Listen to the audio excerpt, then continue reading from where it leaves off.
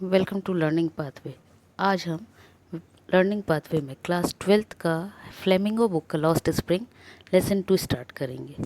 ये बहुत ही interesting lesson है जो कि 2 पार्ट्स में डिवाइड है, या कहें तो 2 स्टोरीज़ है अलग अलग 2 बच्चों की, और दोनों ही स्टोरी बहुत ही अटैच करने वाली है, ऐसी कि जिसको आपको सुन के या जिनको आप पढ़ेंगे तो आपके मन में उनको सुन के बड़ा, कहते हैं ना, बच्चों के लिए बड़ा दुख फील होगा कि ऐसे भी बच्चे होते हैं, या आपको ये लगेगा कि आप उससे बहुत बेहतर हैं।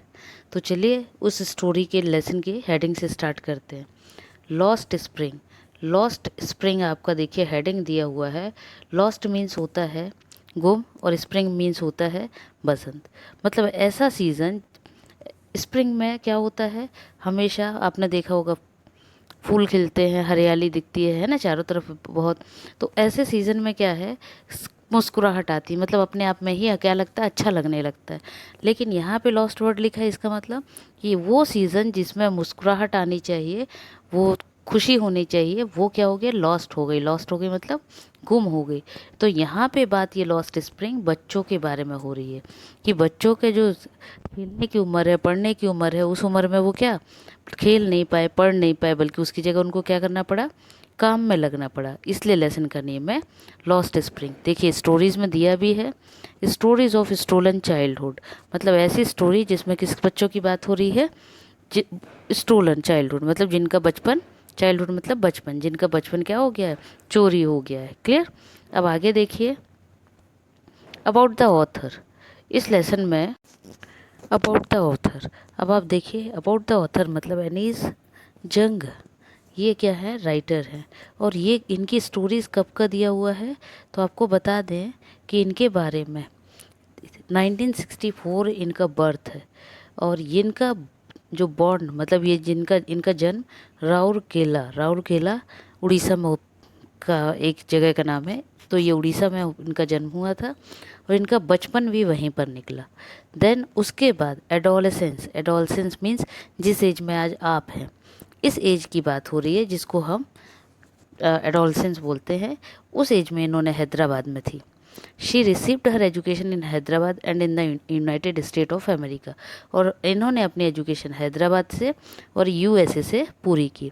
इनके करियर के बारे में बात की जाए तो देखिए ये कुछ बुक्स इन्होंने क्या वर्क किया सब दिया हुआ है। इस पर आपका कुछ भी नहीं आता है, इसलिए इसको जस्ट एक बार रीड कर लीजिएगा।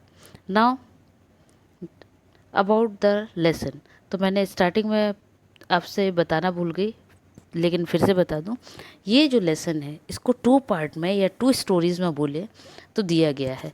कैसे 2 पार्ट्स में, तो एक स्टोरी है ये आपका समटाइम्स आई फाइंड अ रूपी इन द गार्बेज। फर्स्ट स्टोरी आपकी है दिस वन। क्लियर।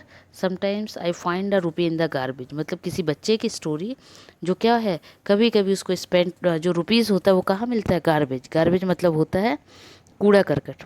तो कभी कभी उसको गार्बेज में, कूड़ा करकट में क्या मिलता है, रुपी। रुपी मतलब पैसा। अब देखिए स्टोरी।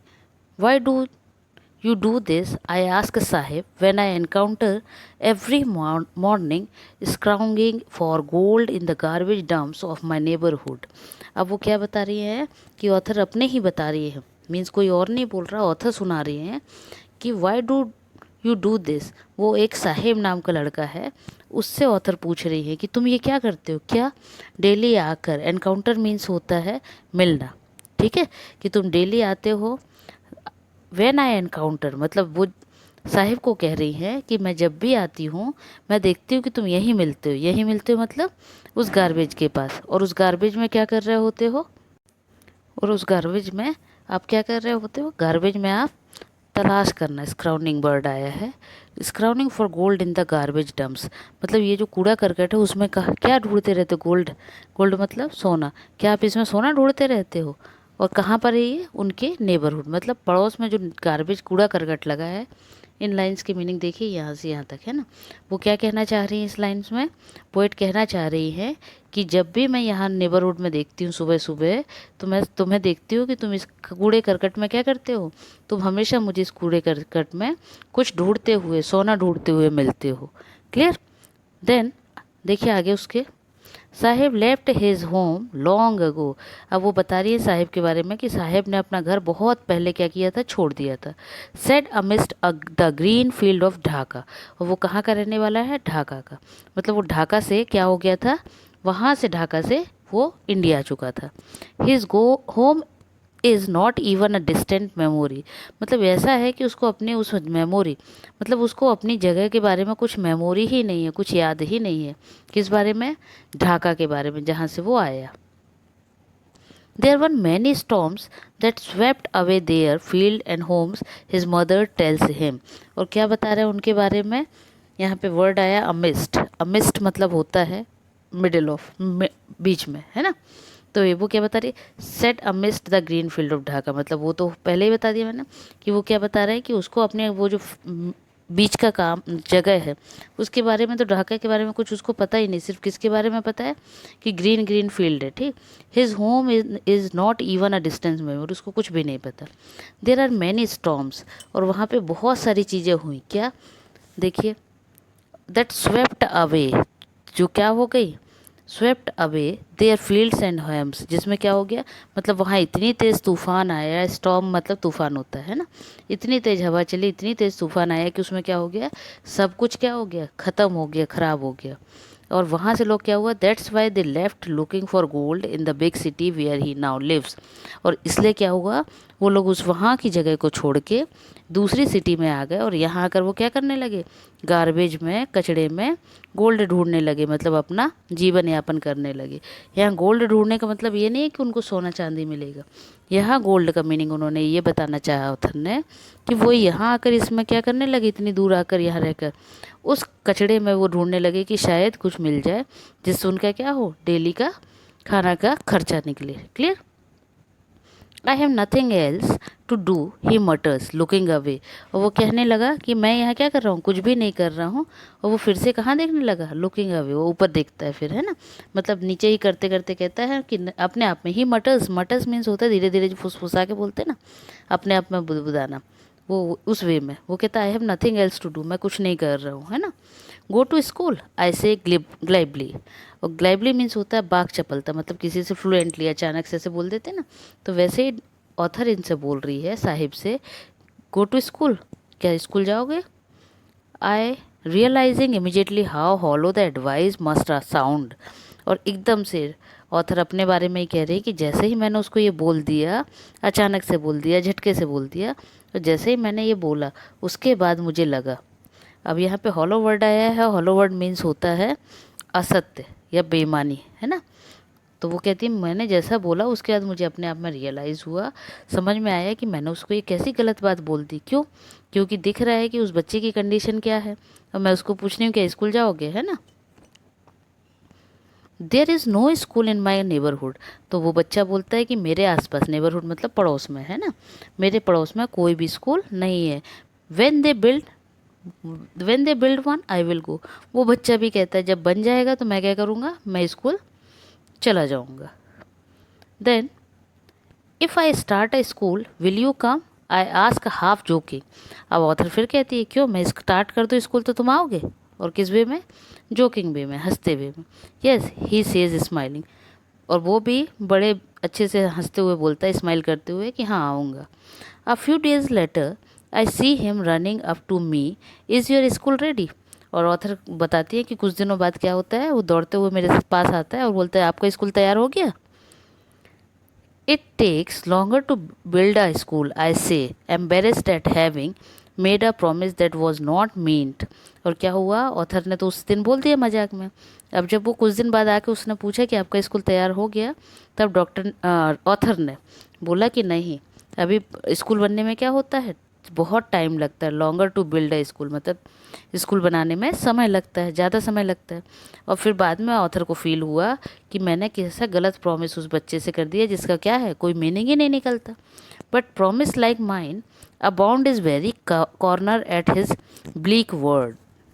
और वो क्या बताने लग गए कि मैंने तो उसको उस समय बोल दिया, ब्लीक मतलब होता है रूखा या आनंद रहित, है ना, कि वो बच्चा क्या है, बिल्कुल रूखा है, जिसके मन में कोई ऐसी इच्छा ही नहीं थी। उस बच्चे को मैंने क्या कर दिया, मैंने एक आशा दे दी, उससे एक प्रॉमिस कर लिया, है ना। क्या कह दिया उसको कि स्कूल खुलेगा मेरा तो आओगे क्या। Then after months of knowing him I ask him his name. और जब 1 महीने के करीब होने पे आया तो ऑथर ने उससे नाम पूछा। उससे नाम पूछा तो क्या था उसका नेम? साहिब आलम। देखिए नेम देखिएगा आप, है Sahib Alam. Clear. He announces he does not know what it means. मतलब ऑथर को उसने अपना नाम बताया है साहिब आलम, और इसका क्या मीनिंग है उसको इसके बारे में कुछ भी नहीं पता था। Then he is knew its meaning. If he knew its meaning lord of the universe. मतलब उसके साहिब आलम का मीनिंग क्या है? Lord of universe. Lord of universe means जो पूरे ही, है ना, जिसको हम देवता बोल सकते हैं, कि जो पूरे ही ब्रह्मांड का देवता, उसके वर्ड का मीनिंग, उसके नाम का मीनिंग है लॉर्ड ऑफ यूनिवर्स। लेकिन क्या बताना चाह रही है author? If he know its meaning lord of universe he would have a hard time believing. मतलब यदि उसको ये पता चल जाता कि मेरे नाम का मतलब है पूरे, है ना, पूरे ब्रह्मांड का देवता, तो उसको ये विश्वास करने में बहुत समय लगता। क्यों? क्योंकि वो जो काम कर रहा था उसके हिसाब से क्या था? जस्ट अपोजिट था, जिसको आयरनी भी कह सकते हैं ना। Unaware of what his name represents, he roams the streets with his friends, an army of barefoot boys who appear like the morning birds and disappear at noon. Over the months, I have come to recognize each of them. और उन्होंने क्या बताया? Unaware, unaware of what his name represents, है ना, कि मतलब उन बच्चों को तो अपने नाम का मतलब ही नहीं पता था, लेकिन उन सब से अवेयर ना होते हुए भी वो क्या करने लगते थे?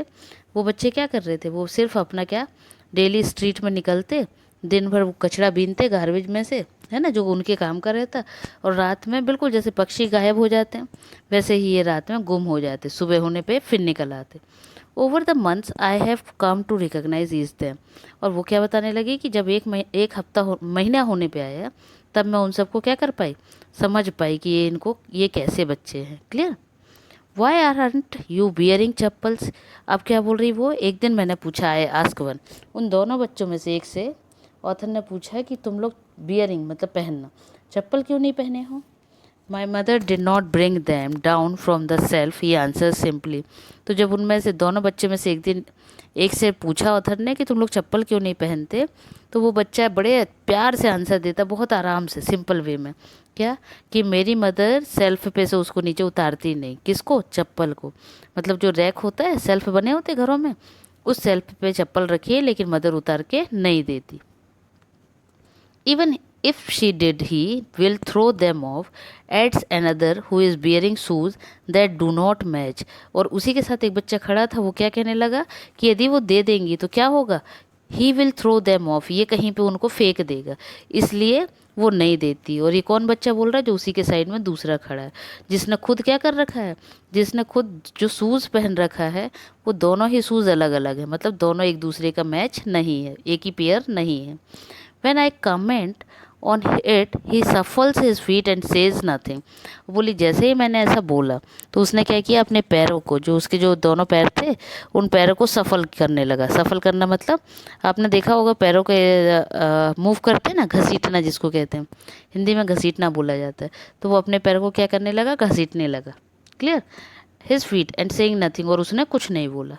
I want shoes says a third boy.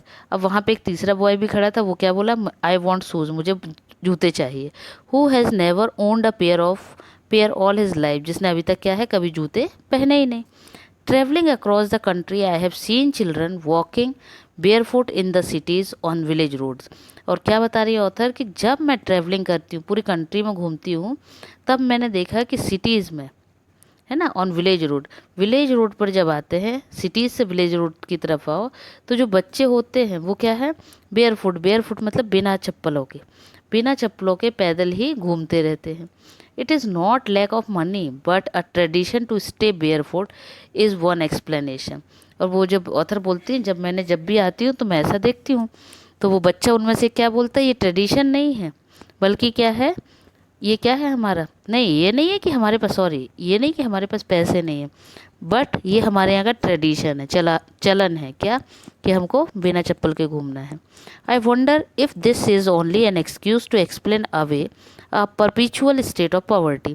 अब वो क्या बोल रही है, मैंने जब सुना तो मेरे को ये लगा कि इन्होंने कितना, परपिचुअल मीन्स सनातन, है ना, तो कैसा सनातनी इन्होंने एक एग्जाम्पल दे दिया जिसमें क्या है, एक्चुअल में वो कैसे हैं, पुअर हैं, लेकिन उन्होंने क्या किया, उस बात को ना बोलकर उसको क्या कह दिया, ट्रेडिशन में बता दिया। Clear. I remember a story a man from Udupi once told मी।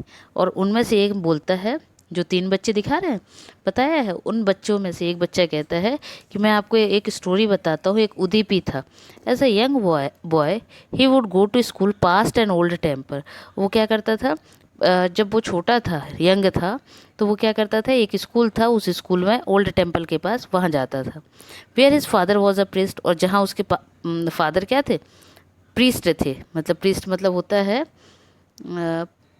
पूजा करने वाले, मतलब जैसे पुजारी जिसको आप बोलते हैं, तो उसको प्रीस्ट बोला जाता है। He would stop bare briefly at the temple and pray for a pair of shoes. और वो बच्चा जाता और वहाँ जाके क्या है, डेली ही प्रे करता है, किस चीज़ के लिए, कि मेरे को एक जोड़ी जूते मिल जाए।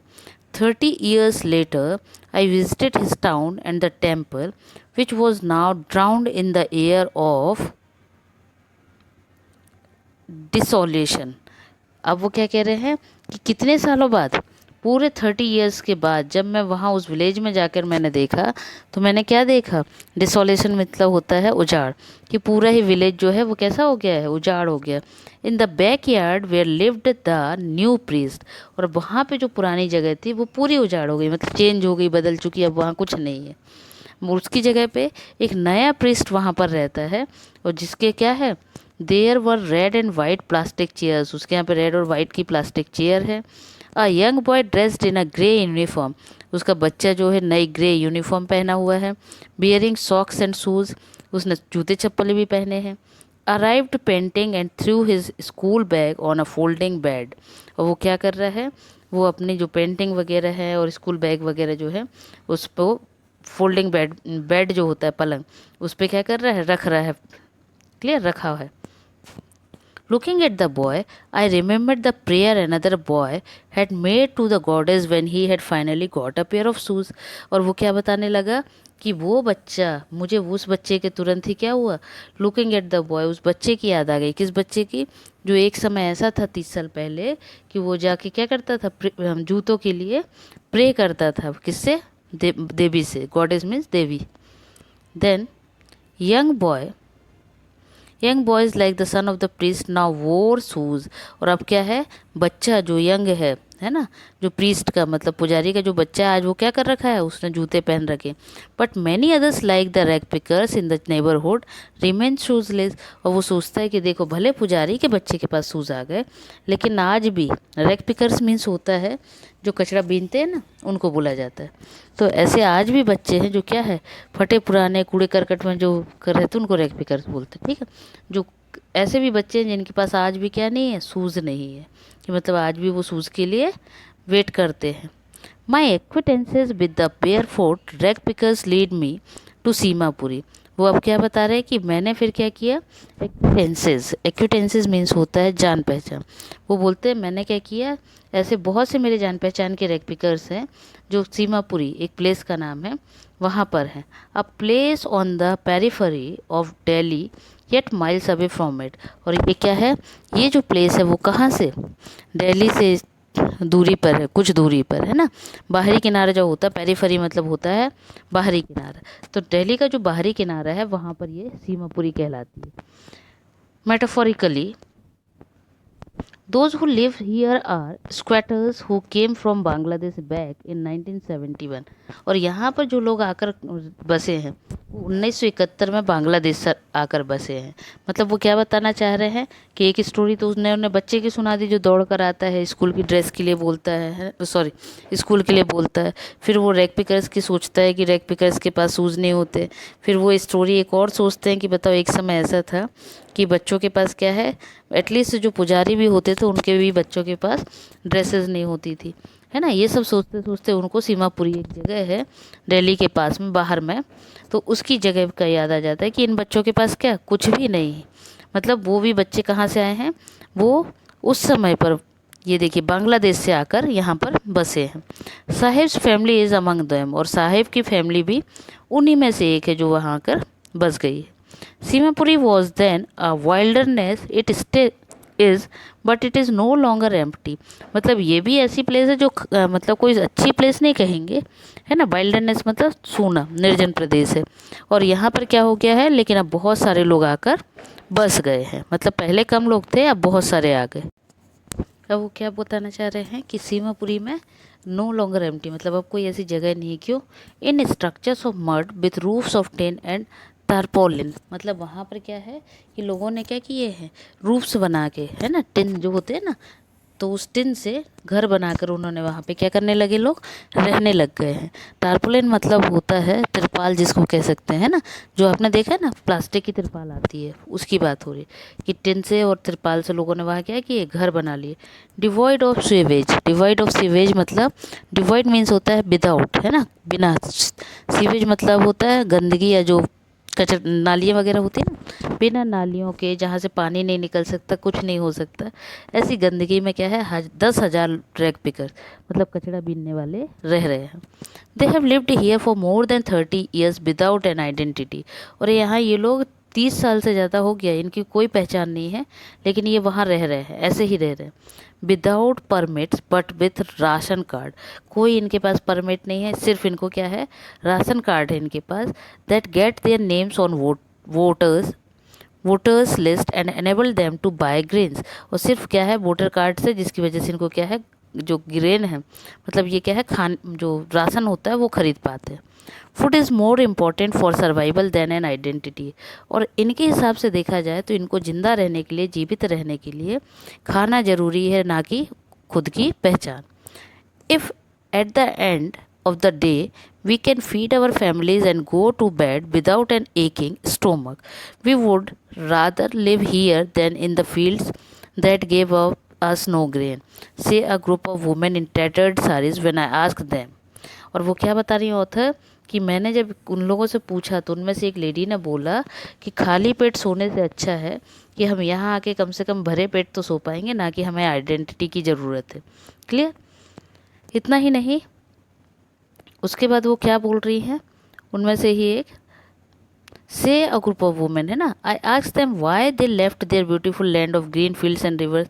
वो भी कब? जब उन्होंने, ऑथर ने उनमें से किसी से पूछा कि आप लोगों ने इतनी हरियाली वाली और पेड़ जहाँ पे नदियाँ हैं वो वाली जगह छोड़कर क्यों आ गए, तो उनमें से एक वुमेन ने ये आंसर दिया, wherever they find food they pitch their tents and that becomes transit homes. वो बता रहे हैं कि क्या, जहाँ इनको खाना मिल जाता है वहीं पे ये अपने टेंट बना लेते हैं और वहीं पे ये वहाँ पे रहने लग जाते हैं। मतलब उनको इतने में, ट्रांजिट मतलब होता है पैसेज, पैसेज मतलब गमन।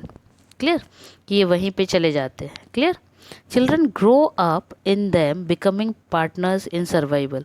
इनके जो बच्चे होते हैं वो भी क्या करते हैं, ये भी इन्हीं के साथ में काम के लिए लग जाते हैं, मतलब साथ साथ घूमते हैं, क्योंकि क्या होता है ये उनको काम, उनके साथ में बच्चे भी काम करते हैं।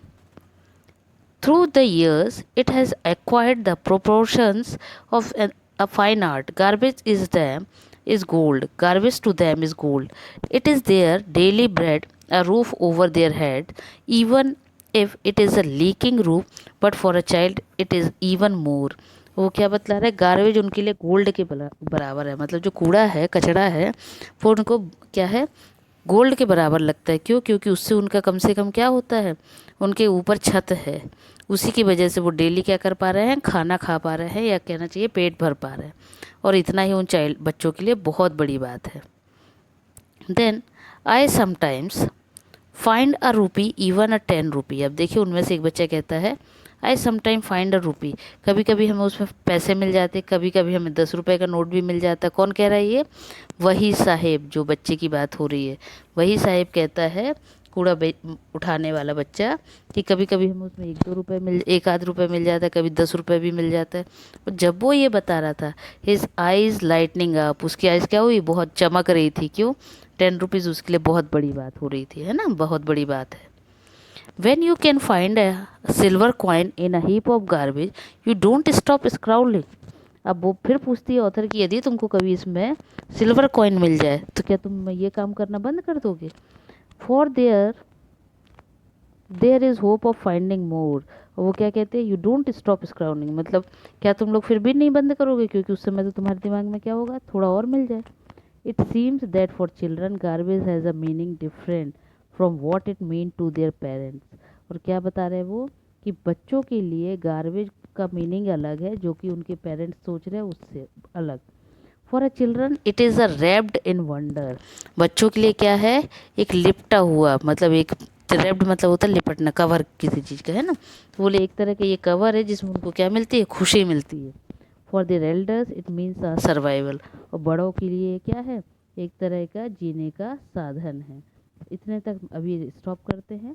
इतना ही पहले मैं क्लियर कर दूँ एक बार फिर से कि ये स्टोरी ऐसे बच्चे की है जो क्या करते हैं, बाहर से आके इंडिया में बस गए हैं और इनके पास कोई भी काम नहीं है, इसलिए मजबूरी में इनके बच्चे क्या कर रहे हैं, ज़िंदा रहने के लिए, सरवाइव करने के लिए कचड़े में से, कूड़े में से, गार्बेज जिसको हम बोलते हैं, गार्बेज में से क्या कर रहे हैं, कूड़ा कचड़े में से पैसे जो बीज मिल जाता है जिससे इनका घर चल सके उसको बीनते हैं। जैसे आपने देखा ना कूड़ा कचड़ा वाले बीनते हैं, बस वही सेम।